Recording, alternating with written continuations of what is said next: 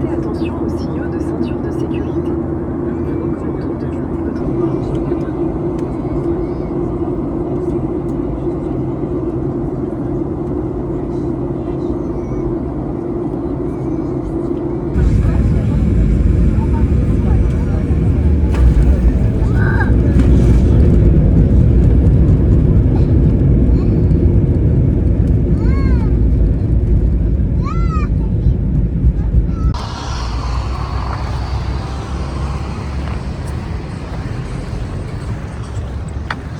La Havre Marina'nın suların git zamanı. Muhteşem görünüyor gerçekten. Teknemiz de şurada bir yerde. Şimdi gidip onu bulacağız.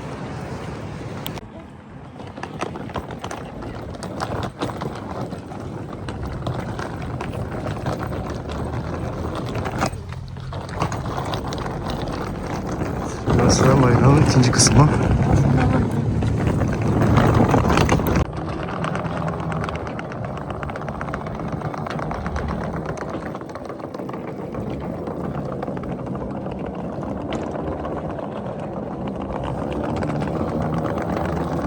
Şu an Medcezir'in yani Gelgit'in git zamanı.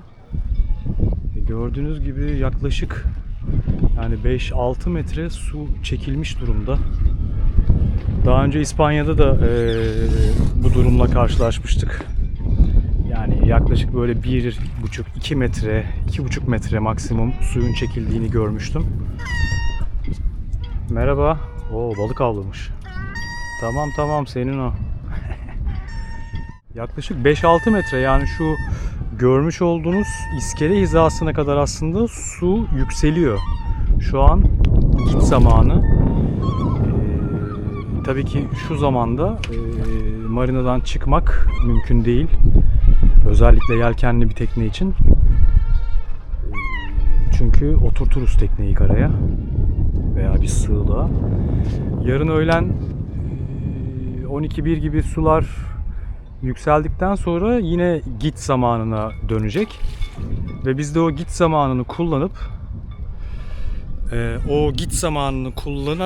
daha doğrusu akıntıya yenik düşmeden, akıntıyı arkamıza alarak hızlı bir şekilde motoru yormadan, makineleri yormadan, tekneyi yormadan, yani denizde cebelleşmeden arkamıza akıntıyı alıp hızlı bir şekilde çıkış yapmayı planlıyoruz. Evet, şurayı da göstermek istiyorum. Gerçekten harika bir yer. Uzun bir yolculuktan sonra vardık buraya ama değdi.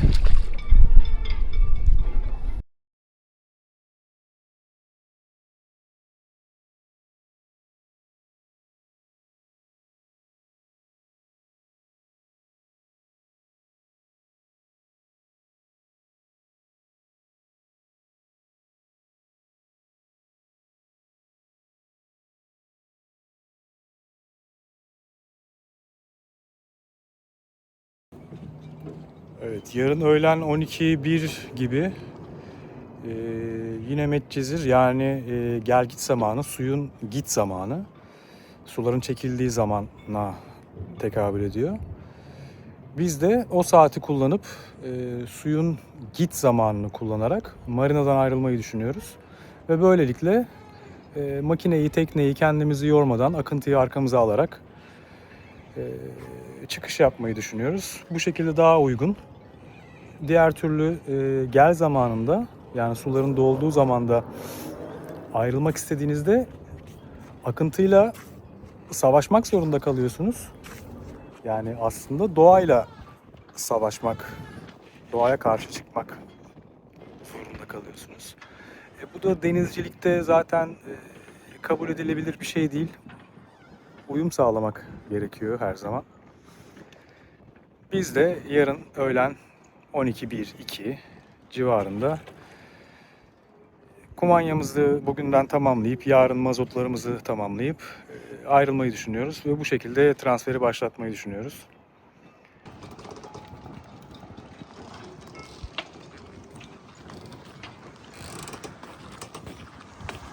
Evet, teknemiz ileride bizi bekliyor. Bu tekne Bavaria 36. Alman mühendisliği Bavaria. Evet, gördüğünüz gibi önde bir Cenova'sı, sarma ana yelkeni. Bu transfer süresince yelkenleri açıp kapamada aslında rahatlatıcı bir sistem sarma ana yelken.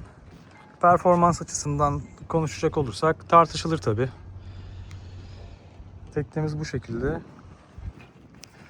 Evet, bir dinghy botumuz var. Bu güzel bir şey. Şöyle dışarıdan göstereyim.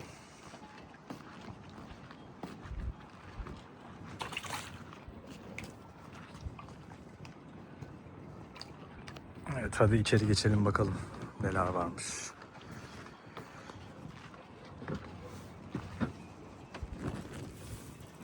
Evet, Dümen Mahallinden başlıyorum.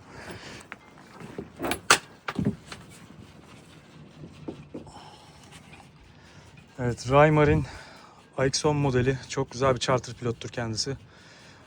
Uzun seneler kullandım. Gayet başarılı bir charter pilot yapmışlar. Aynı zamanda içinden otopilot ve birçok şeyi destekleyen fonksiyonları var. Devir saati, göstergeler, derinlik, hız, sürat göstergeleri.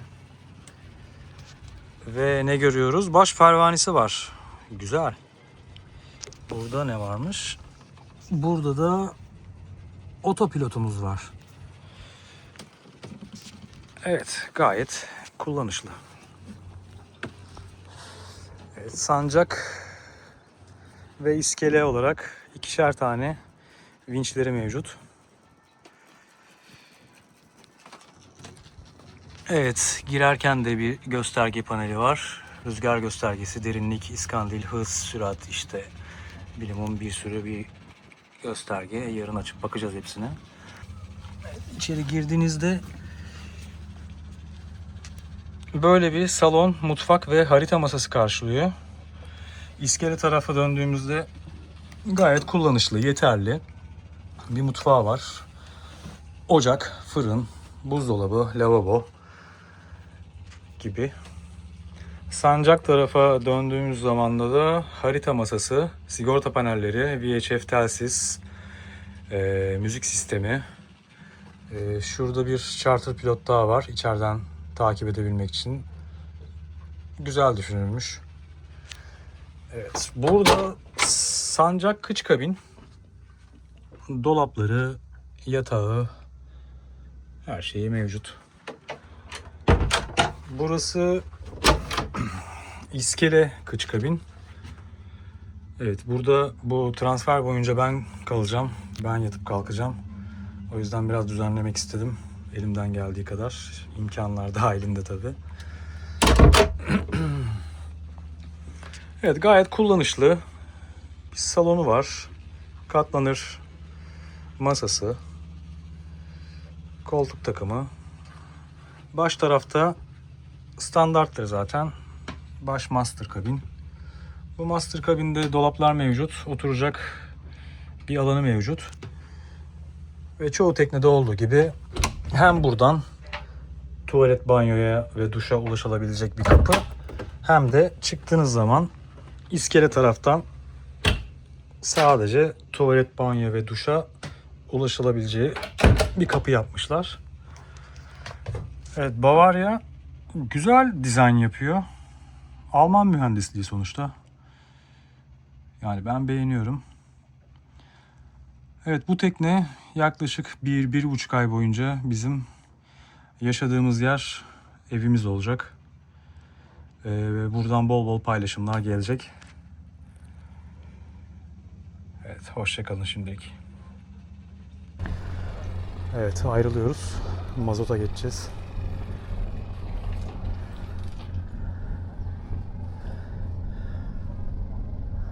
Evet, güle güle Le Havre.